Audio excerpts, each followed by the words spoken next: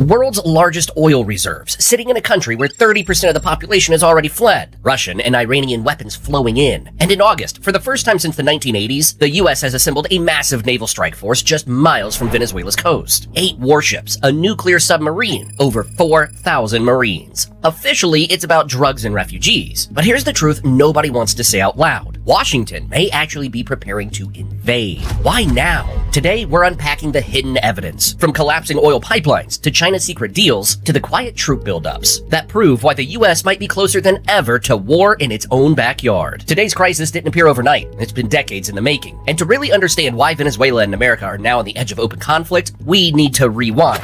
It all started in 1999, when Hugo Chavez stormed into power promising to defy the United States. By 2002, the relationship had already collapsed. The CIA even backed a coup that briefly removed Chavez from office, a warning that US intervention in Venezuela wasn't a conspiracy theory, but a reality that would haunt the next 20 years. Chavez built his entire image around defying Washington, constantly painting the US as an imperialist enemy. His successor, Nicolas Maduro, doubled down on that message, turning being anti-American into Venezuela's official brand. The result? A spiral of retaliation. Venezuela seized oil fields, the US hit back with rising sanctions, and the 2000s turned into a slow-motion collision course that was bound to explode sooner or later. By the mid-2000s, Washington had Venezuela in its crosshairs. First came the labels, failing counter-narcotics partner. Then came the sanctions, targeting officials and allies of Hugo Chavez. But things escalated under Maduro. In 2019, the US made a move straight out of a spy novel. It declared opposition leader Juan Guaido the real president of Venezuela and openly backed an attempted coup. The plan failed, but the message was clear. Every crisis, every sanction was dressed up as democracy promotion or drug control. But behind the curtain, it was always the same 3 motives: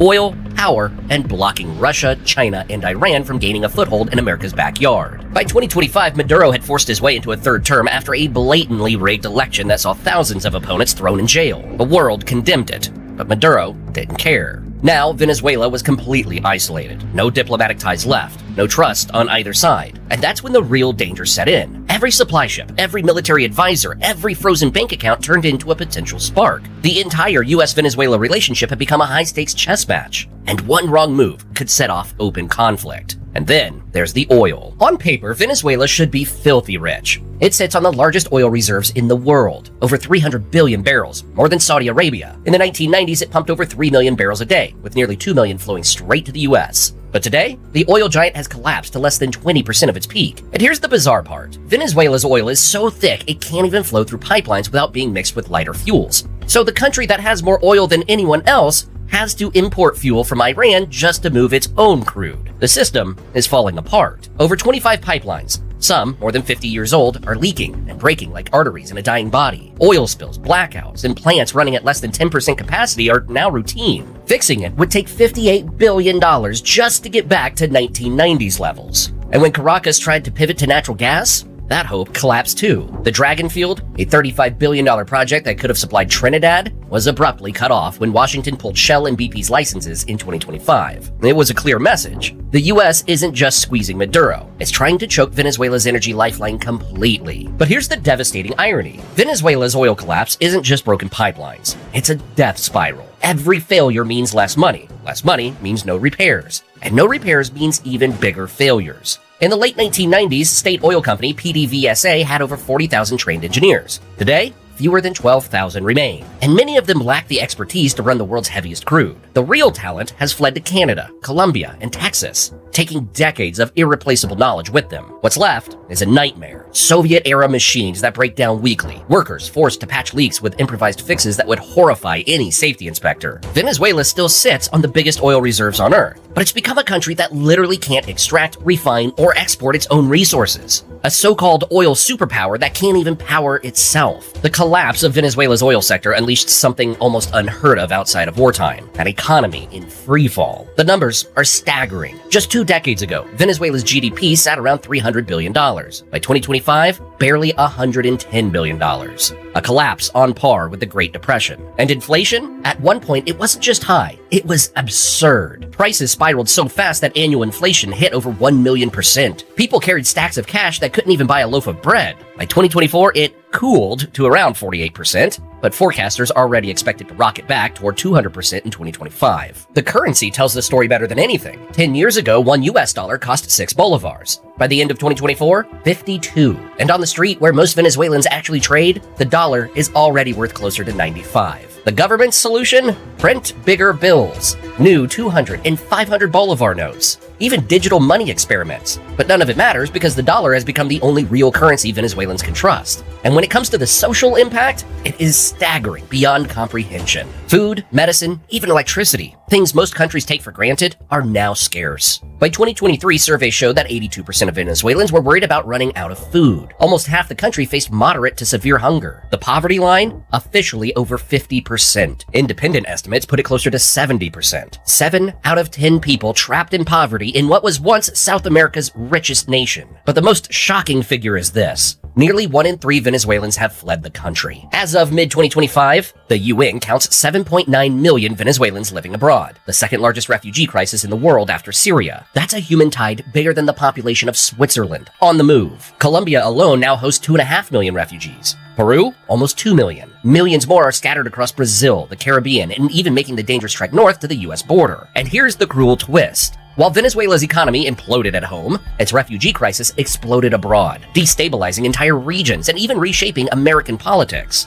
The human tide has become so overwhelming that in 2023, the U.S. announced plans to revoke temporary protected status for over 300,000 Venezuelan migrants. This came into effect in April 2025 and sparked fears of potentially forcing mass deportations back to a country in freefall. So these were homegrown challenges and consequences. But what was happening worldwide, particularly with alliances? As Venezuela's economy collapsed, Maduro reached out for lifelines. But the countries answering his calls weren't friends of Washington. Russia, China, and Iran all stepped in, seizing the chance to turn Venezuela into a strategic outpost in America's backyard. And then came the moment that sent shockwaves through Western intelligence. In May 2025, Maduro stood in Moscow and signed a sweeping 10-year strategic partnership with Russia. It covered everything: energy, financial aid, advanced technology, and most alarmingly, military cooperation. Venezuela's own foreign minister bragged it was the first time in history a Latin American nation had signed a deal of this scale with Russia. State TV hammered the point home. Military ties were now a top priority. To U.S. analysts, this wasn't just a desperate move by a crumbling regime. It was the opening chapter of a proxy war in the Western Hemisphere. First, Russia. Moscow quietly shipped spare parts to keep Venezuela's aging fleet of Soviet-era fighter jets flying, and began upgrading its air defenses. Intelligence sources now say Russian military advisors are embedded on the ground, with even joint weapons factories under discussion. Next, China. Beijing reopened crucial oil credit lines, giving Maduro access to hard currency he desperately needed. In spring 2025, Venezuela's vice president flew to Beijing to negotiate sweeping new oil deals with China's state giant CNPC. At the UN, China has shielded Maduro again and again, vetoing resolutions, while at the same time pouring money into infrastructure projects designed to lock up Venezuelan resources for decades.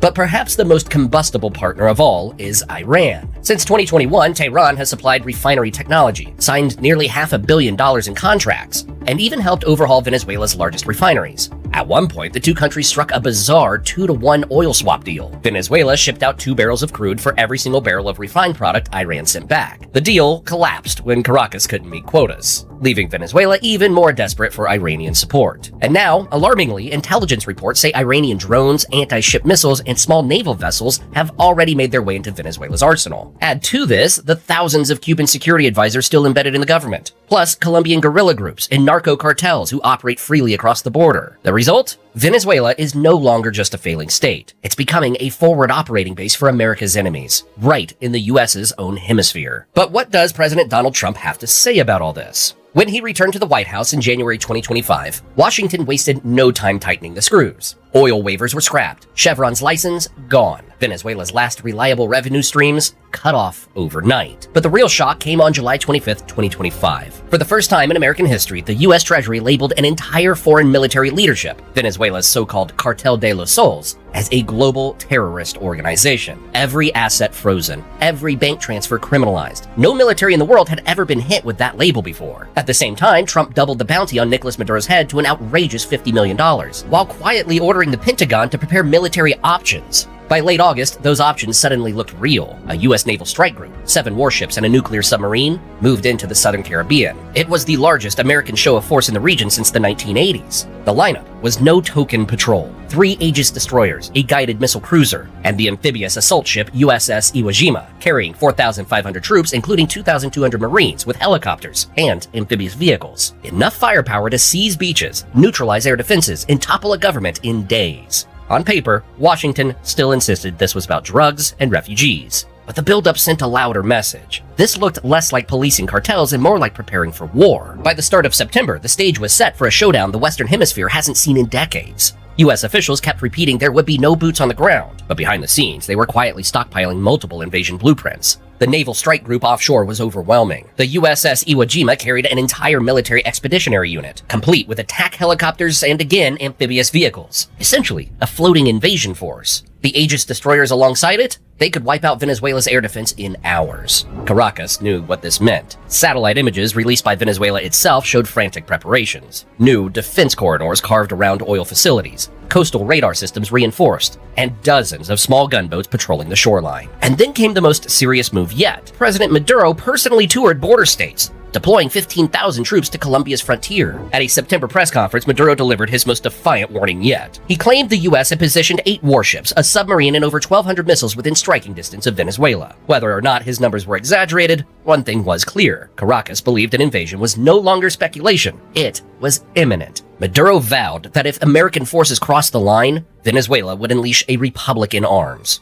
That meant mobilizing not just the army, but millions of civilians for guerrilla warfare. In his words, the entire population would become a battlefield. And what was offshore was no bluff. The amphibious assault ship USS Iwo Jima, as we said, carried a full Marine expeditionary unit. But it was officially on hurricane watch duty. Just behind it, the nuclear submarine USS Newport News lurked as a silent deterrent to any Russian or Chinese response. The message from both sides could not have been more obvious. Venezuela was preparing to fight for survival, while Washington had assembled the tools to take it down in days. Most telling, the guided missile cruiser USS Lake Erie transited the Panama Canal on August 29th specifically to join the Caribbean Task Force, an asset typically reserved for high-intensity conflicts requiring advanced air defense capabilities. Pentagon sources privately acknowledge this represents the largest U.S. naval concentration in Caribbean waters since the 1980s interventions in Grenada and Panama. Roughly 4,500 American personnel, including elite Marines and naval aviators, now operate within hours of Venezuelan territory while conducting increasingly aggressive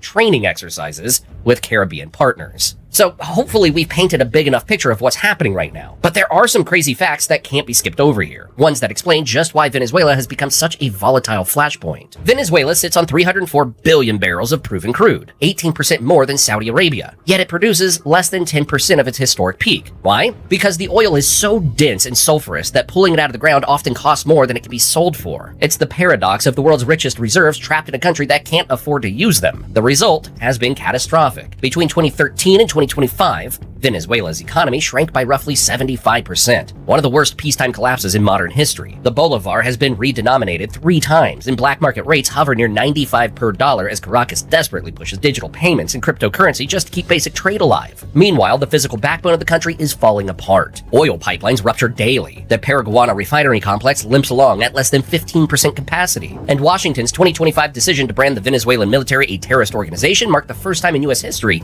an entire armed force was criminalized under anti-terror laws. Add to this the foreign presence, an estimated 100 to 200 Russian military advisors, over 2,000 Cuban security personnel, and dozens of Iranian technicians now operate openly inside Venezuela. Joint naval drills in the Caribbean have become so routine that Pentagon officials describe the country as a forward operating base or hostile powers right in America's backyard. By mid-2025, the situation crossed the threshold. What began as economic warfare was rapidly transforming into military posturing. And to understand how it escalated this far, we need to break it down step by step. January to March 2025, devastating sanctions cut off Venezuela's last viable avenues for oil exports, and Maduro's phony inauguration led to total diplomatic isolation. Venezuela lost an estimated $200 million a month in revenue as a result of the termination of Chevron's license alone. April to June 2025, the Dragon gas pipeline cancellation destroyed Venezuela's most promising energy diversification project, while Chinese and Russian support agreements accelerated, creating a bipolar competition for influence over Venezuelan resources. July 2025, 2025. According to Caracas, the branding of Cartel de los Soles as a terrorist organization went too far, effectively criminalizing the whole Venezuelan military, while Trump's approval of anti-cartel military operations hinted at the possibility of armed involvement. August 2025. While Maduro responded with enormous militia mobilization and preparations for coastal defense,